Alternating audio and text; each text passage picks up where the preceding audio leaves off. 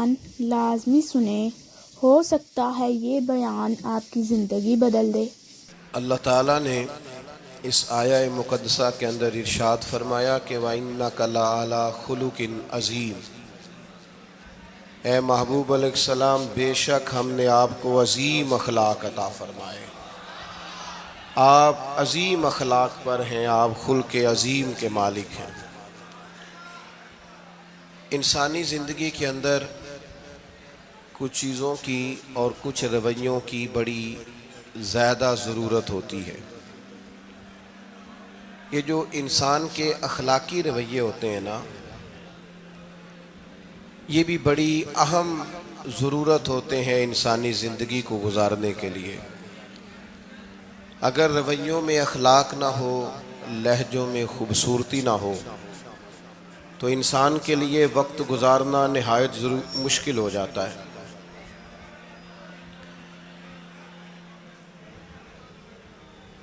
اللہ تعالیٰ آپ کو جزائے خیر دے۔ میں دوستوں سے کہتا رہتا ہوں کہ کسی کھلی جگہ پہ احباب کے لیے بندوبست کیا جائے تاکہ لوگ تکلیف کا شکار نہ ہوں۔ پیار سے آ جاتے ہیں کئی ساری جگہوں پہ، بلکہ شاید ساری جگہوں پہ اب یہی مسئلہ بنتا ہے جگہ کا، لیکن اس وقت احباب بعض اوقات توجہ نہیں کرتے، پھر مشکل بڑھ جاتی ہے۔ اب تو جیسے ہے ویسے ہی رہے گا۔ بھئی آپ بولیں تو نانا، آپ اتنا شور کریں گے تو میں بات کیسے کروں گا؟ اللہ تعالیٰ نے خیر کیا ہے، کچھ بہتری۔ اب ایک دفعہ بلند آواز سے درود شریف پڑھیں۔ الصلاۃ والسلام علیک یا رسول اللہ وعلی آلک واصحابک یا حبیب اللہ، الصلاۃ والسلام علیک یا نبی اللہ وعلی آلک واصحابک یا نور اللہ۔ عزیز دوستو، میں یہ عرض کر رہا تھا کہ اللہ تعالیٰ نے نبی پاک علیہ السلام کے اخلاق کی تعریف کی ہے۔ ہمارے زمانے میں یہ رویہ ہو گیا ہے کہ اگر اخلاق کی، کردار کی کوئی بھی بات کی جاتی ہے تو لوگ سمجھتے ہیں شاید یہ ایک بیٹا آپ دو لوگ رہ گئے ہیں، یہاں تو آپ بیٹھ جائیں، پیچھے آپ کے سب اشارے دے رہے ہیں، آپ مہربانی کریں نا یار، میں نے تو کبھی اتنا ٹائم ہی نہیں لگایا جلسہ سیدھا کرنے میں، ہاں تو بڑی مشکل ہو گئی۔ اللہ آپ کو برکت دے، آپ تو بڑے پیارے لوگ ہیں، آئے سارے پیار سے ہیں، پر وہ پیار میں جیتنا چاہ رہے ہیں ایک دوسرے سے۔ حالانکہ پیار میں جو مزہ ہارنے کا ہے نا، جتن جتن تے ہر کوئی کھیڈے تو ہارن کھیڈ فقیرا، جتن دا مل کوڈی پیندائی ہارن دا مل ہیرا۔ اس میں تو قربانی دینی چاہیے، ایک دوسرے پر اثار کرنا چاہیے، کہنا چاہیے یار آپ بیٹھ جائیں میں ذرا پیچھے چلا جاتا ہوں۔ یہ تو دینی ماحول ہے، اس میں تو اثار کی ضرورت ہے۔ بہرحال آمدام برسر مطلب، ہمارے ہاں لوگ سمجھتے ہیں کہ اخلاق کی بات کی جائے تو شاید یہ بڑا عام سا سادہ سا کوئی عنوان ہے۔ حالانکہ یاد رکھیے گا نبی پاک علیہ السلام نے فرمایا ہے میں مکارم اخلاق کی تکمیل کرنے کے لیے دنیا میں آیا، فرمایا میں اخلاق ہی کو تو مکمل کرنے آیا ہوں۔ اور نبی پاک علیہ السلام نے اخلاقی رویوں پر بہت زیادہ زور دیا ہے۔ حضور علیہ السلام فرماتے ہیں کہ قیامت کے دن میرے سب سے زیادہ قریب وہ شخص ہوگا جس کا اخلاق زیادہ اچھا ہو۔ ہمارے ہاں لوگوں نے اخلاق کا معنی بھی اپنی مرضی کا کیا ہوا ہے۔ بعض لوگوں کا خیال ہے کہ صرف میٹھا بولنا ہی اخلاق ہے، حالانکہ میٹھا بولنا بھی اخلاق ہے، لیکن صرف میٹھا ہی بولنا اخلاق نہیں۔ میٹھا تو لوگ اپنے مطلب کے لیے بھی بولتے ہیں، میٹھا تو اس لیے بھی بولتے ہیں کہ مجھے اب کام پڑ گیا، اور بعض لوگوں کی ٹریننگ ہوتی ہے اس لیے وہ میٹھا بولتے ہیں۔ آپ کسی بہت بڑے شاپنگ مال پہ چلے جائیں تو وہاں جو سیلز مین ہوتے ہیں ان کی ٹریننگ ہوتی ہے کہ انہوں نے بولنا ہی میٹھا ہے، گاہک جتنی مرضی تلخی کرے وہ تلخ نہیں ہوتے، میٹھا بولتے ہیں۔ بعض لوگوں کی ٹریننگ ہوتی ہے امیر سے میٹھا بولتے ہیں، غریب سے میٹھا، تو یہ اخلاق نہیں، یہ تو انہوں نے کچھ دیر کے اپنے آپ کو سمجھایا ہے، قائل کیا۔ یاد رکھیے گا صرف میٹھا بولنا اخلاق نہیں بلکہ سچ بولنا اخلاق ہے۔ صبر، تحمل، بردباری، وزاداری اور بلند ترین اخلاق کا مالک وہ بندہ ہوتا ہے جو خوددار ہوتا ہے، کسی دنیا دار کے سامنے ہاتھ نہیں پھیلاتا، اللہ تعالیٰ نے جو اسے دیا ہوتا ہے اس پر راضی رہتا ہے، اس کے مزاج میں، اس کی کو ذرا کم کر دیں جی، اس کے مزاج میں لالچ نہیں ہوتا، ہرس، ہوس، طمع، مفاد پرستی، یہ چیزیں جس آدمی کے مزاج میں نہیں ہوتی وہ شخص با اخلاق ہوتا ہے، اور بندے میں مروت ہو، وفاداری ہو، خلوص ہو، للہیت ہو تو بندہ با اخلاق ہے۔ میرے دوستو، جس طرح ہم اپنا مکان محنت کر کے تعمیر کرتے ہیں، اور تھوڑا سا بھی درزی اگر کپڑے میں فرق پیدا کر دیتا ہے تو ہمارے لیے مشکل ہوتا ہے پہننا، ہم محنت کر کے تعمیر کرتے ہیں لباس کی، ہم اپنے لیے تعمیر کرتے ہیں چیزوں کو کہ بالکل ٹھیک اور پرفیکٹ چیزیں ہونی چاہیے، اسی طرح ہمیں اپنے کردار کو بھی تعمیر کرنا پڑتا ہے، اس پر ہمیں محنت کرنی پڑتی ہے، جس چیز پر بھی محنت کی جاتی ہے وہ قیمتی ہو جاتی ہے۔ جب ہم تھوڑی محنت اپنے اخلاق پر بھی کریں گے نا، اپنے رویوں پر بھی کریں گے تو اس میں بھی بہتری آ جائے۔ اصل مسئلہ یہ ہوا ہے امت کے ساتھ کہ ہم نے یہ سمجھنا شروع کر دیا ہے آج کے دور میں کہ شاید لوگ صرف تقریر ہی سنیں گے، شاید لوگ صرف تصویر ہی دیکھیں گے، شاید لوگ صرف ہمارا آنا جانا، دبدبا، استقبال، پروٹوکول دیکھیں گے۔ حالانکہ یاد رکھنا، سب سے زیادہ جو چیز تبلیغ کرتی ہے وہ انسان کا کردار ہوتا ہے، وہ اس کا اخلاق ہوتا ہے۔ بہت سارے بزرگ تو ایسے جو تقریریں کرتے ہی نہیں تھے، اعلیٰ حضرت بریلوی رحمۃ اللہ علیہ تو کبھی کبھار کوئی گفتگو کرتے تھے، تقریر ہوتی نہیں تھی، لیکن ان کے کردار کی خوشبو ایسی تھی جو پاس بیٹھتا تھا درد والا ہو جاتا تھا، جو قریب رہتا تھا اس میں خلوص آ جاتا تھا۔ آپ جو اٹھتے بیٹھتے چلتے پھرتے کہتے ہیں اسی سے پتہ چل جاتا ہے کردار کس طرح کا ہے۔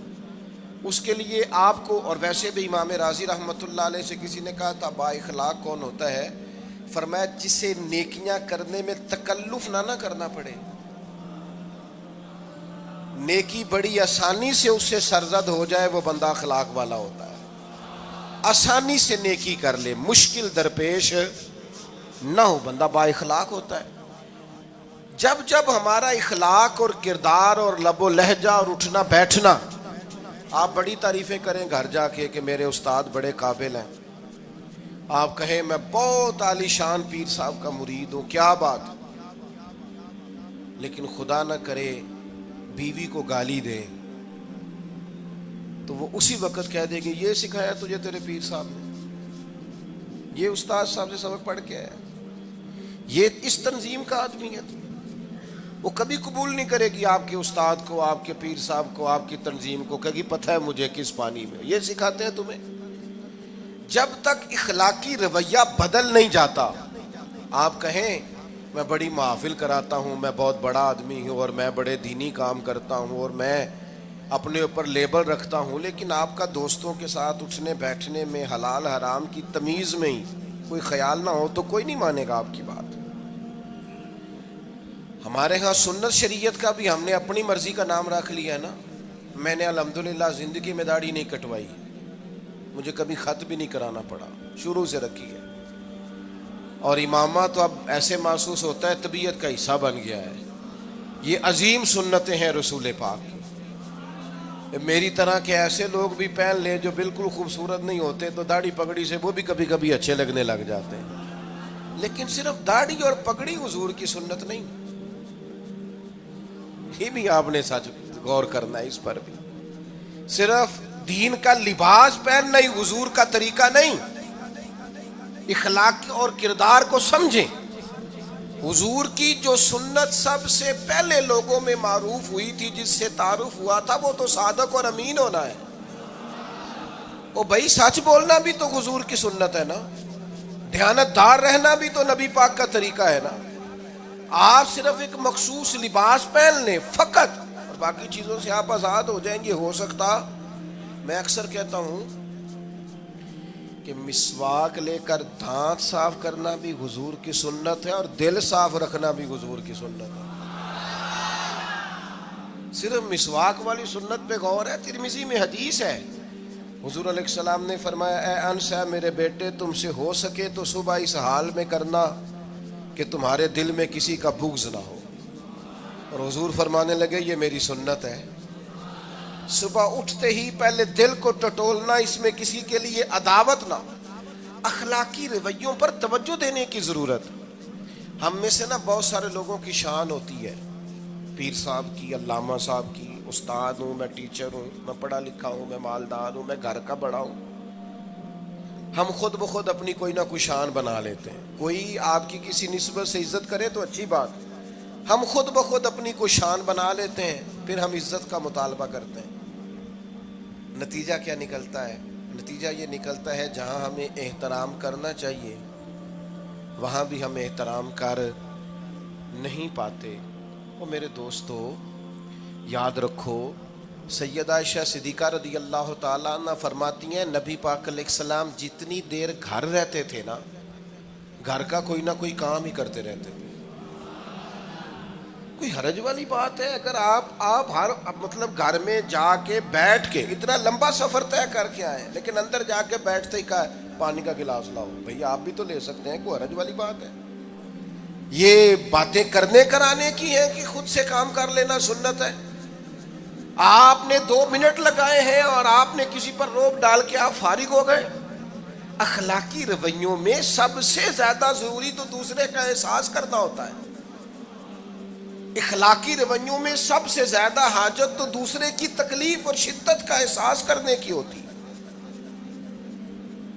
میرے اسا فرمایا کرتے تھے 10 منٹ کیوں انتظار کراتے ہو لوگوں کو؟ تم نے ممبر پہ کہا تھا میں 2:15 بجے جماعت کراؤں گا, 2:16 کیسے ہوئے؟ تمہیں اس کا پاس ہونا چاہیے تھا, تمہیں خیال ہونا چاہیے تھا کسی شخص کو کسی وجہ سے کوئی تکلیف, کوئی کسی اذیت کا شکار کیوں ہو, کوئی پریشان. میں اب تو الحمدللہ اتنی بڑی تعداد میں آ گئے کہ جگہ آپ کے لیے مشکل ہو گئی, ورنہ شروع میں جب میں محافل کا ٹائم دیتا تھا تو میں وقت پہ چلا جاتا تھا. اگر کسی سے کہا ہے نا کہ 6 بجے آئیں گے تو 6 بجے چلے گئے. وہ کئی والی کار والے پوچھتے سن تسی آ بھی گئے ہو, تو میں کہتا سانو تسی ویلے سمجھ لو. ہمارا مزاج نہیں ہے نا جی. بلکہ ایک تقریب میں مجھے دعوت دی گئی تو اس پہ لکھا تھا 6 بجے, تو میں وہاں پہنچا تو میزبان بھی نہیں آئے تھے. مجھے بتائیں شادی کا کارڈ سارا خاندان بیٹھ کے لکھتا ہے نا, روانگی برات 1 بجے, 1 بجے جاتی ہے برات, مشترکہ جھوٹ بولا سارے خاندان نے. یہ رونے کی بات ہے, ہنسنے کی تھوڑی ہے. مسلمان اور جھوٹ بولے, مشترکہ طور پہ کہا یہ جھوٹ ہے. محفل ہوگی بعد از نماز عشاء, تو ختم کب ہوگی یہ بھی تو بتائیں. آپ نے قوم کو تو ایک شخص کا بتایا تھا کہ فلاں صاحب خطاب کریں گے, یہ مقامی, قومی, عالمی شہرت یافتہ, یہ کہاں سے آ گئے؟ کیوں تکلیف دی گئی؟ بلکہ ہم نے تو منصوبہ بندی کی ہے کہ لوگ ہمارے جلسوں میں نہ آئیں.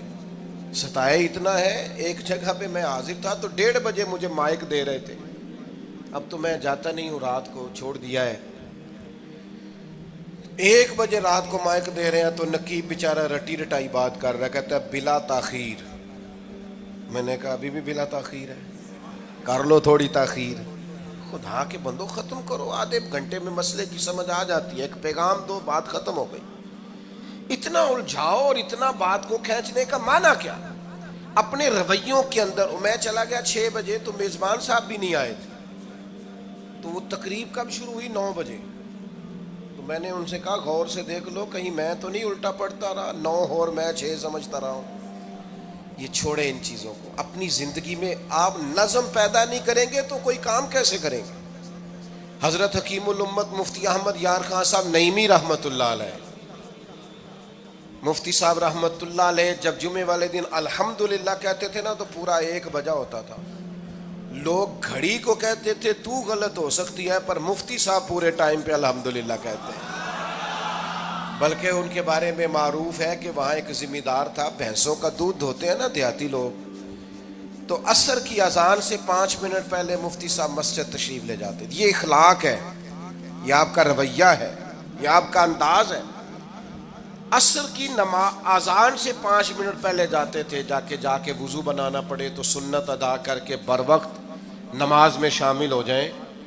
تو مفتی صاحب گزر جاتے تو وہ ذمہ دار اپنے بیٹے سے کہتا کہ اب آپ نا بچے کو چھوڑیں بھینس کے نیچے تاکہ ہم بھینسوں کا دودھ دھوئیں۔ تو ایک دن وہ بیٹا کہنے لگا ابا جی ابھی تو یہ سورج کھڑا ہے، عصر کا ٹائم کہاں ہوا ہے؟ تو کہنے لگا تو چھڑ دے کٹا، مفتی صاحب لانگ گئے نہیں، ٹائم ہو گیا ہے۔ یہ ہمارے بزرگوں نے ہمیں رویے سکھائے۔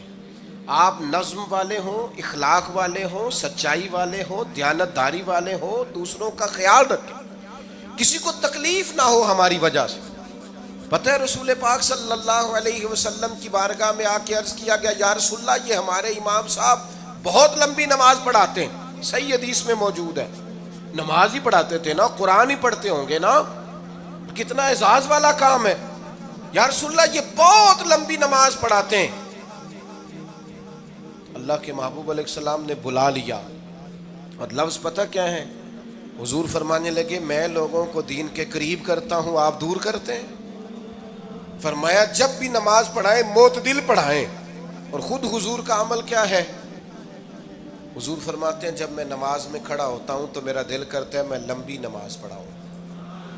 ہمارا جب کسی شے کو دل کرے تو ہم چھوڑتے ہیں، میرا دل کرتا ہے میں لمبی نماز پڑھاؤں۔ لیکن حضور فرماتے ہیں پھر پیچھے سے کسی بچے کے رونے کی آواز آتی، میں سوچتا ہوں اس کی ماں پریشان ہوگی، میں نماز مختصر کر دیتا۔ اور میرے بھائیوں نماز میں بھی لوگوں کا احساس، ہماری طبیعت ہی نہیں رہی۔ کوئی آدمی ہارن دے رہا پیچھے سے اور سامنے گاڑی میں 2 بندے کھڑے، گاڑی مین روڈ پہ کھڑے کر کے باتیں کر رہے ہیں، اور وہ ہارن بجا رہا ہے تو کہتے ہو ٹھہر جا، آگ بجھانی ہے جا کے۔ ایک تو آپ نے اتنا ظلم کیا کہ آپ نے روڈ بند کیا، اور دوسرا اخلاقی رویہ یہ ہے، اور میرے بھائی یہ بھی بد اخلاقی ہے کہ آپ اپنا موٹر سائیکل مین روڈ پہ کھڑے کر کے دکان پہ چلے جائیں، لوگوں کو تکلیف میں ڈالیں گے۔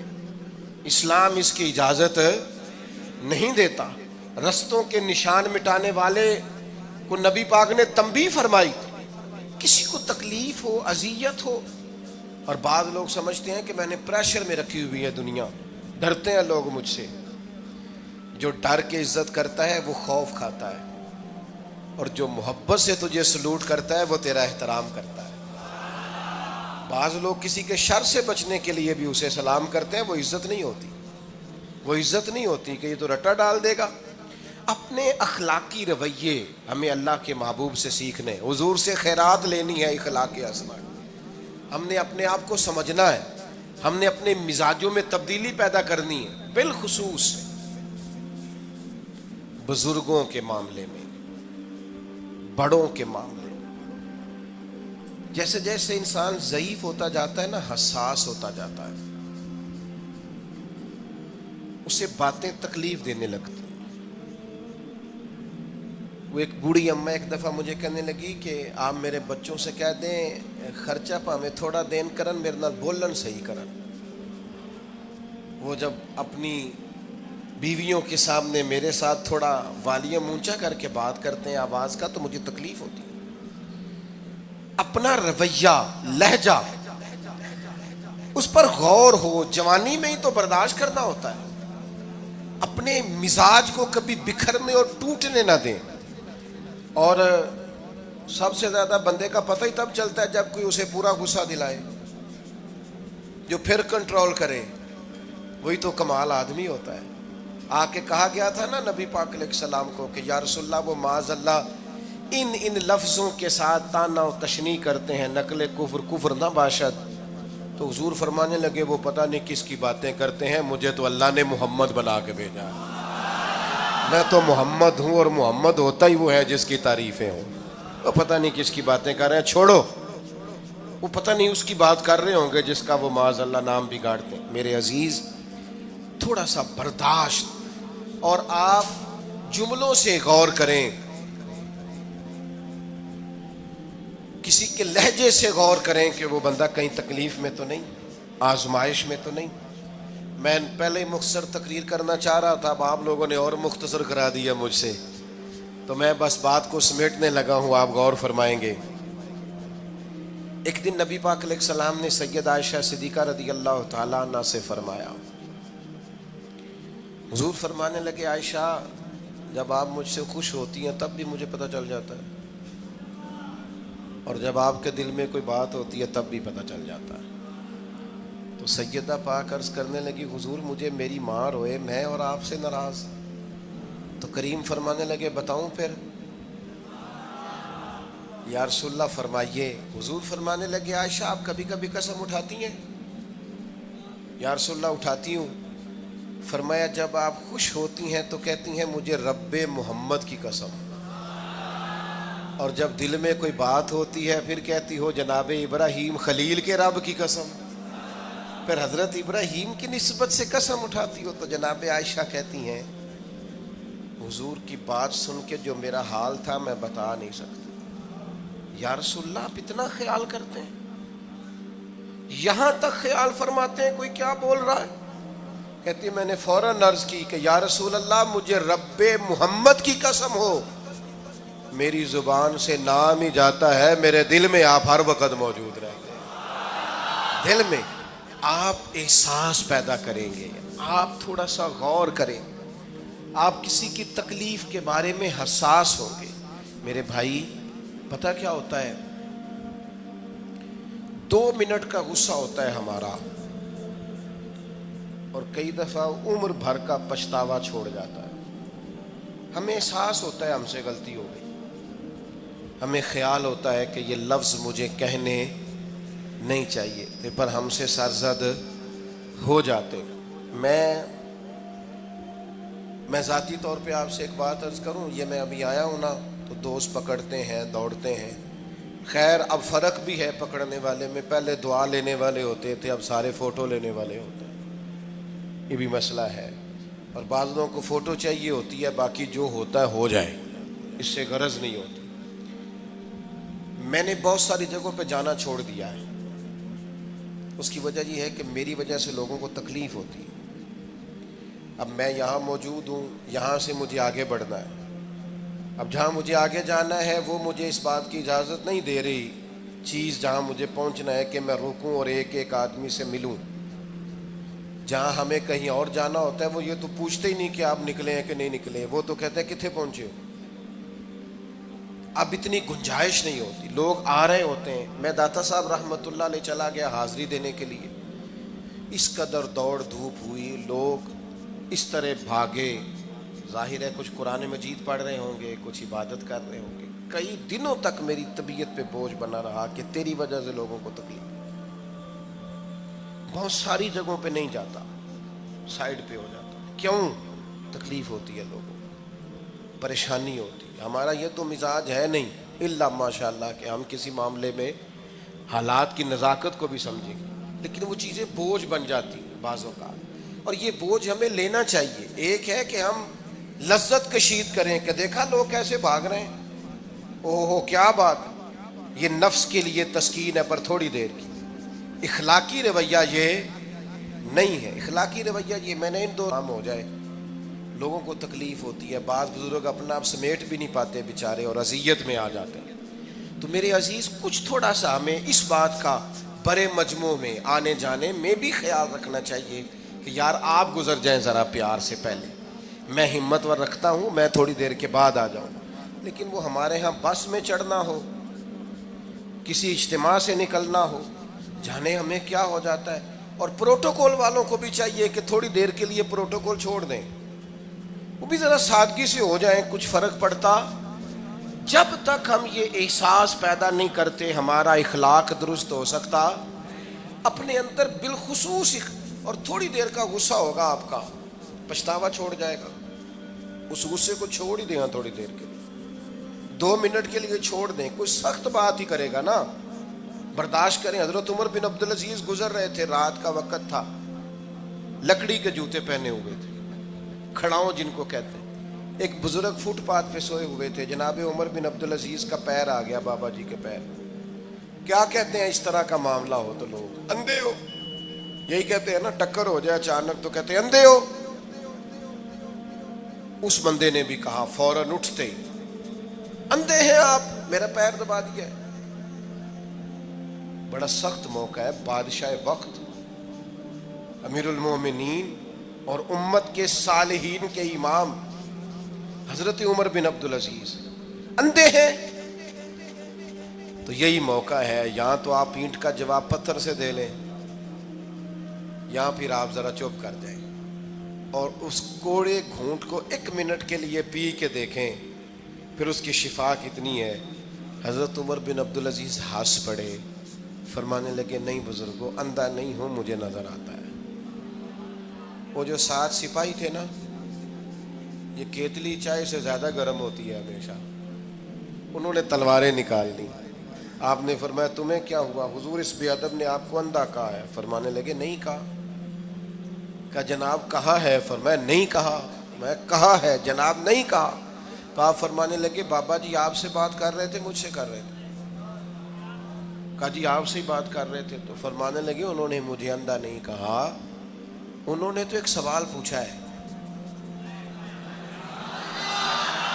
ہاں ہاں، جتن جتن ہر کوئی کھیڈے تو ہارن کھیڈ فقیرا، اوے جتن دا مل کوڈی پیندا ہی، ہارن دا مل ہیرا۔